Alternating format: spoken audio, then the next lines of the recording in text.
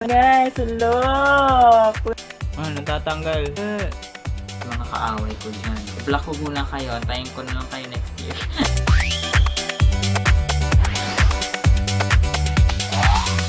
Hello, mga buhay! How are you guys? I'm AJ, and for today's video, gagawa na naman tayo ng makeup look. And this is a very, very new, or not new, but I'm very excited to do this look kasi we are gonna be doing an anime-inspired makeup look. And nag-collaborate sila with a local makeup cosmetic, and it's none other than Careline. Nakikipag-collaborate sila with One Piece anime. I'm very excited na buksan itong palette na to kasi super unique niya and super nakakatuwa siya.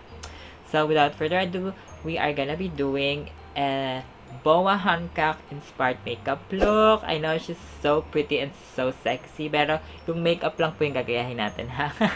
So yeah, let's go, and we're gonna use syempre itong palette na to. So let's go and start. So ito muna, buksan muna natin tong isa. Order ko siya online kasi wala pa kasi dito sa amin, sa store dito sa amin. Kaya, alam mo naman, mas una kapag online. So, ito na siya. So excited. First, ay! So, wow, ang ganda. Ang ganda ng box. It's One Piece. Guys, see? It's One Piece. Set. Wow! Ang ganda ng packaging. This is 300 pesos. It's called Peel Off Tint by Careline. Ito muna ilalagay ko kasi peel off siya so kailangan siyang magstay ng matagal sa lips. So, tingnan natin kung maganda. I-swatch muna natin. Ang shade nito ay Persian Red. Salamat pala kay ate sa live. Tinulungan niya ako mamili ng shade. So, ito ang kanyang applicator, doe foot, with the crystal, transparent tube. Super dark dark na red to. So, tingnan natin kung okay siya. Oh, it's super duper red. May candy. Look, super red na red. Parang sugat. Ganun yung pagkakulay niya. Tingnan natin kung magpipeel off ba siya. Nandito lang. Let's wait for like a minute. So, ayan. Parang very heavy siya. Kasi nararamdaman ko siya eh. Pero pag ginanan niya siya. Oh. Ayan. Ayan o. Meron parang mga muumuo siya. Namuumuo siya. So, siguro yun yung ipipeel off nyo. Ang lakit. Ayan. Natatanggal siya. Ayan. Nabubura siya. Ayan. Tumaas na parang balat na natanggal. Ayan siya. Ayan o. Natatanggal talaga siya. Tapos, ang matitira na lang is ayan. Yan na yung natira. Ito yung balat o. Yan yung na-peel off. Tapos, ito yung shade. Sa una, super dark. Pero pag natanggal na siya, very lang. Subtle lang ng So, ilagay na natin sa list. OMG! Ano kaya mangyayari? Parang medyo orange, reddish color. Yan siya. So, let's try it na sa lips. OMG! Medyo dry pa naman yung lips ko ngayon. And meron siyang balat-balat. So, sana sumama siya dun. Okay kaya siya for dry lips. Ang bango niya. May candy.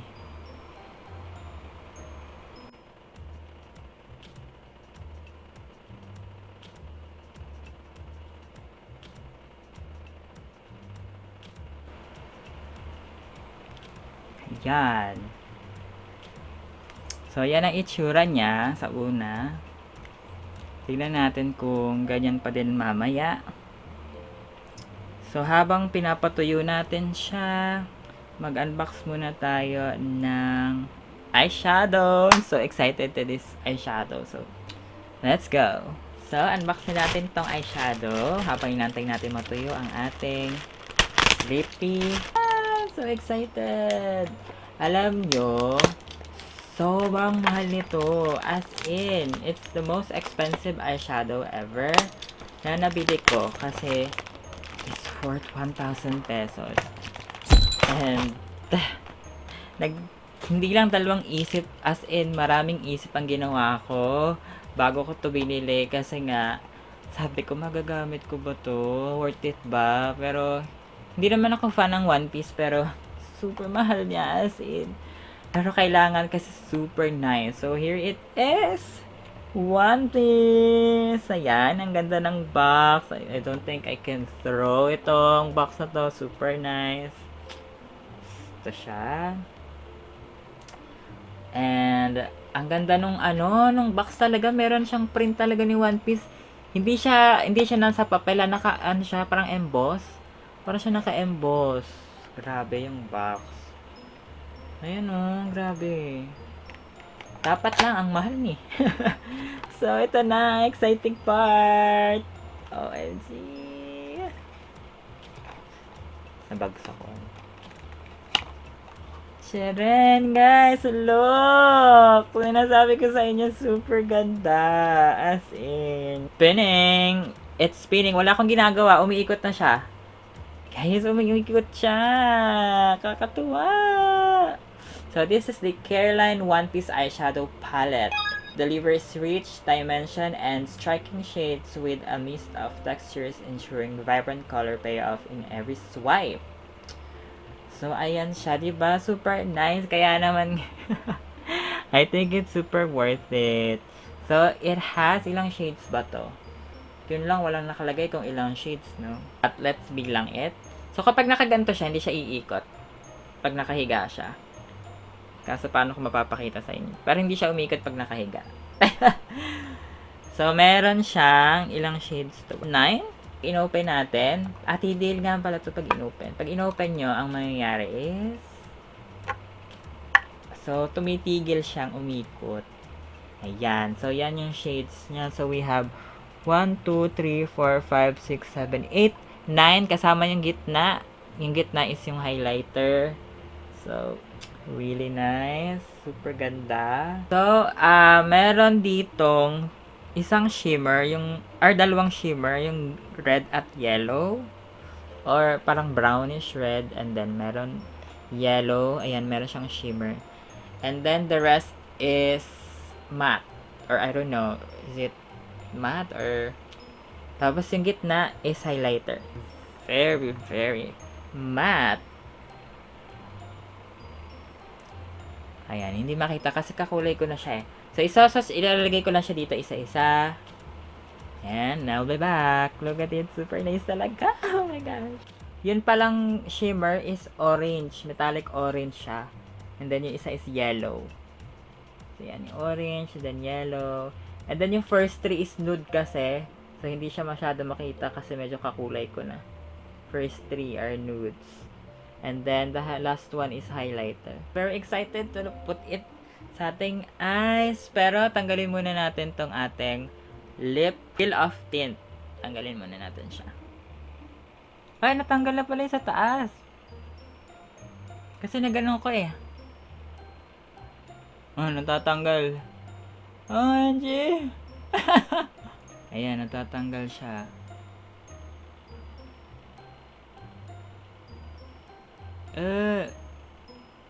OMG. Nasama yata yung yung balat ko na tuyo. Ayan, natatanggal talaga siya. Sa baba, kulay na kulay siya. Sa taas, medyo namumuo siya. Ayan. At saka kumuli siya sa ngipin ko Ayaw matanggal. Namumuo siya dito sa gitna. Peel off tint. Medyo maano siya ilagay, matrabaho at tanggalin. Ay, namumuo siya Pero super kulay niya. Baka kasi hindi ko masyado nalagyan dito. Go naman and try itong eyeshadow.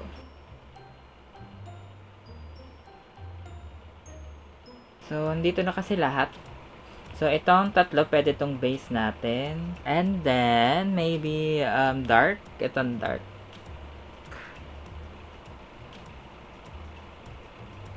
Now, itong darkest nude. Dito, pang egyesal natin. Para mas ma-emphasize yung, para kunwari malaki yung eyes. And itong metallic orange. Or brownish. I'm gonna put it dito. Sa dulo. And then, ito namang yellow. Dito sa inner corner. Okay, dito naman sa ilalim, gamitan natin siya ng yung gitna. This one. So, ayan na yung ano niya, yung eyeshadows niya. And then ito try natin siya gamitin as blush. Tingnan natin kung pwede. Blush.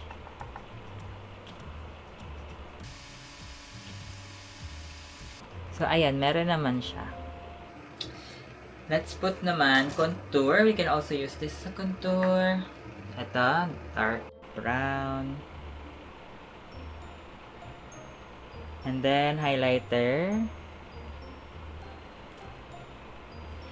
Eyeliner, graphic ink liner by Careline. For finishing touch, we're gonna use All Control Face Powder by Careline. So, here's our look. For the lips, okay na ako sa lips natin. Kahit medyo meron siyang buo-buo sa gitna. Kasi pag nakaganto naman ako, hindi siya halata. Diba? Hindi siya halata. So, okay na ako dyan sa lips natin. So, I'm just gonna put some lashes and then maybe change my outfit na medyo hawig kay Boas. And we'll be back!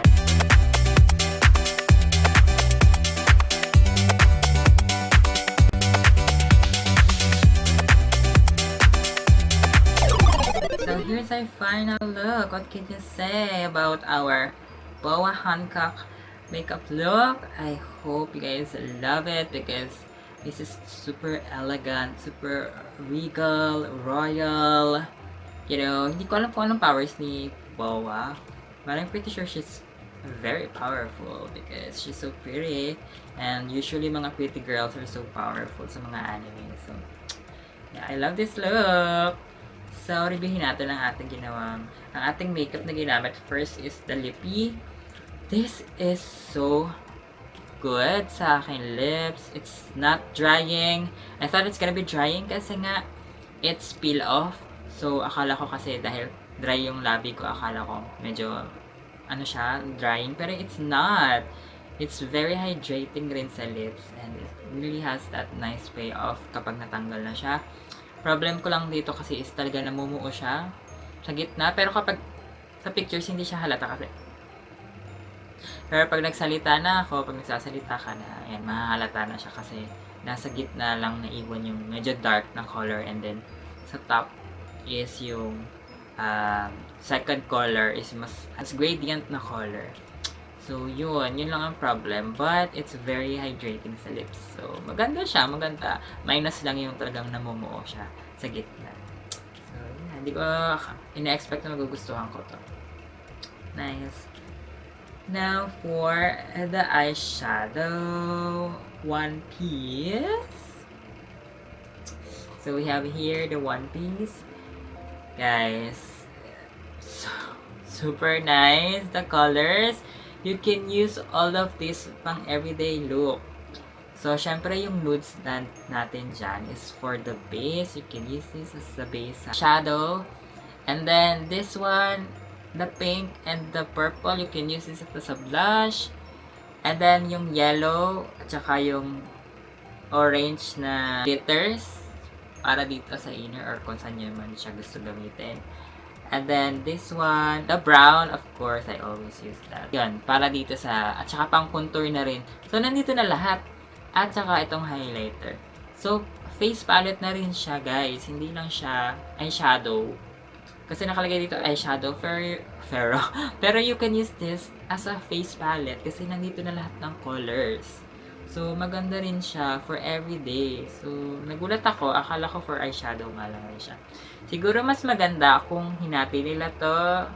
Masyado kasi malaki yung highlighter. Ginawa nila sanang half na blush or contour or something. Kasi masyadong malaki yung highlighter niya. Kasi yun yung pinaka-least na magagamit mo sa eyeshadow. Kasi pang top lang naman siya. Pang ganun lang naman siya. So, yun lang naman. But, the rest, super nice. Lahat ng colors is very usable for everyday. So, yeah, very nice. And, it's really, umiikot-ikot talaga siya. Natutuwa ako. So, the price nga lang. So, yun lang talaga magkakatalo. Kasi, if, dito na lang, pag-usap na lang tayo, guys. If you are like a collector of eyeshadows or one piece na super funny kayo, super sulit to kasi maganda siya at talaga niya naman ang ganda nung pagka-packaging niya. Very unique, di ba? Ngayon lang tayo nakakita ng ganito sa local cosmetics products natin, di ba? Umiikot-ikot siya. So, pero if kung everyday user lang naman kayo and casual makeup consumer lang kayo na gusto nyo lang ng gantong shades, meron din naman si Careline na gantong shades pero hindi ganito yung packaging. For example, this color shadow palette, the Careline. Mas marami nga lang colors to. Mas mura to. So, ayan. Kung gusto nyo na mas maraming kulay, you can choose to buy this. Pero, yan nga. If gusto nyo naman is yung packaging and fan kayo ni One Piece at saka collector kayo ng eyeshadow, worth it kasi magagamit yun talaga siya. And for me, as a makeup vlogger, so I think it's one of the things that masasabi natin na masasabi ko rin siya na asset ko na rin siya kasi nga magagamit ko to for my future contents and dahil umiikot-ikot siya, I can use this as a makeup wheel natin pang pili ng makeup. So susunod natin mga makeup challenges. So guys, may bonus pala ako, hindi ko napakita sa inyo guys. You can do this, you can spin it. You can spin it around like that. See, ikot-ikot siya. Ang cute, diba? It's ikot-ikot. And then, if gusto nyo mag-stop, just angat nyo lang. Ayan. Diba? Hindi na siya ikot-ikot. So, ayan. Magagamit ko talaga to for future makeup challenges. And, yeah, it's a really nice item. Mas collectible din. So, for me, it's sulit. It's worth 1,000 pesos. But, syempre, hindi ko kayo pinipilit na bumili nito. Of course, nasa inyo, pera nyo yan. Siyempre, kung gusto nyo lang naman ng eyeshadow, normal eyeshadows, definitely nothing special with the shimmers, with the color payoff nila, same as the Careline, Careline Cosmetics eyeshadow, same na, very pigmented, same din sila ng pigments katulad ng eyeshadows nila. Pero yan nga, if yung packaging at saka yung collector value as individual, depende na lang yun sa inyo. So, for me, super sulit lahat ng nabili ko Careline products from our review for today. Super nice. I love it! So, punta naman tayo ngayon for my Chinese zodiac, which is the Year of the Horse pala. OMG. So, let's see. Let's read. So, dahil ngayon ang Year of the Horse, as alam niyo ba, Year of the Horse din ako. So, hulaan nyo na lang kung kailan yun. But, yeah, it's Year of the Fire Horse is 2026. So, di nakalagay dito, according to Feng Shui, Year of the Horse is said to be a year of passion and determination, making 2026 a good time to bring your long-term plan or dream to life. OMG, I think this is really my year kasi last year is not. It's super pangit ng last year namin. So, I believe this is really the year of me. Your own year brings attention and conflict energy. Be patient and avoid people who provoke you. Oh, naku, yung mga kaaway ko dyan. Ako. Iwasan ko kayo. Block ko muna kayo. Antayin ko na lang kayo next year. Kasi, iwas muna sa inyo. Kasi nga, hindi daw siya maganda for my year. Sabi dito. So, medyo contradicting kasi nga talaga ang energy ni Year of the Horse. Dahil Year of the Horse nga ngayon, and horse din ako. So, medyo mag-aagawan kasi ng energy, kung lucky or not.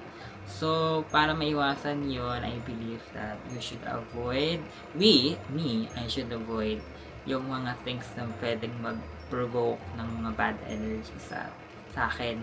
So, like yung mga kaaway, ganyan, mga stress, mga something na, alam yun, magpapa-conflict na pwede namang maiwasan. So, I believe yun yung dapat kong iwasan. Hindi masyado akong para ano rin siya. Hindi ko masyado ma-absorb yung negative energy na kasi nga Year of the Horse this year. 12-year pala ang cycles. Gonna be on 2038. So, super tagal na. Super tagal pa. Kalagay dito, ano bang mga horse? Sabi dito sa astrology, is a confident, agreeable, and responsible. Although they also tend to dislike being reined in by others, they're fit and intelligent, adoring, physical, and a mental exertion. They're decisive but also easily swayed and impatient. Okay, tingnan naman natin. Yan, lucky things about the horse. Associated with 2 and 7 southeast and colors of red, pink, and purple. OMG, this is exactly what we have in our palette. The pink, the purple, red, pink, purple. We have it. They should avoid black and blue colors, 1 and 6 and north and northwest, and keeping any pet rodents. Ito naman, love and compatibility for horses. Horses are energetic, lively, and generous, so they will be popular with the opposite sex when it comes to love compatibility. Their hot temper and stubborn nature mean they tend to gravitate towards romantic partners who are more easygoing and gentle. So, yun daw. Ang best match daw kay horse ay tiger. Year of the tigers. Because tigers may represent characteristics that horses dislike about themselves. They're temperamental, hot-headed, and often cocky. But in fact, they bring out the best in each other and allow the other to grow out of their worst. Wow, may ganon. Best match naman, dog din. Pwede rin kay dog. Why? Dog is practically horse's dreams come true when it comes to romance. Since this spirited and high-strung zodiac has always dreamed of a mellower partner who can give them a respite from their own passionate nature. My God, no? And last but not the least is goat.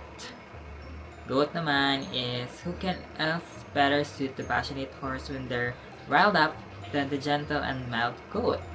A few well-chosen words and a knowing touch from their better half and horse will magically settle down. Yun naman kasi talaga. Worst naman is rat, ox, and yung dalawa.